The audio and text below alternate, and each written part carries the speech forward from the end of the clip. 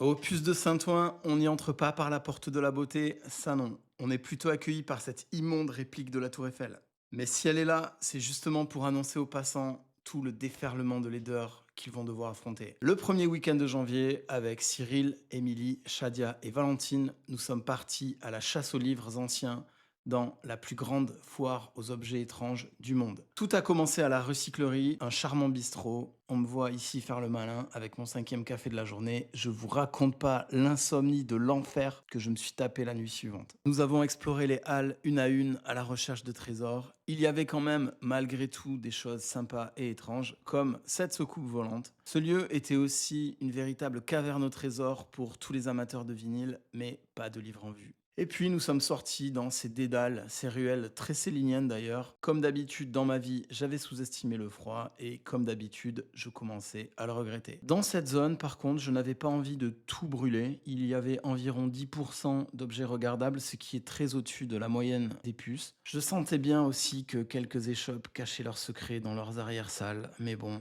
pas le temps de niaiser, nous, on était là pour les livres. On est quand même tombé sur ces trucs, j'y ai même pas touché. Par contre, on a découvert l'inquiétante passion de Valentine pour les cafards et autres insectes. Et puis notre errance nous a portés vers d'autres mondes, des capsules du passé, miraculeusement épargnées par le temps. C'est là que ce type a débarqué avec un bison mort sur le dos. Que cherchait-il? Nous ne le saurons jamais. Toujours pas de livre valable et le soleil commençait à décliner. Chacun est donc rentré de son côté. Moi, j'ai longé le périph à la nuit tombante, bredouille, à demi-mort de froid. C'était une très très belle journée.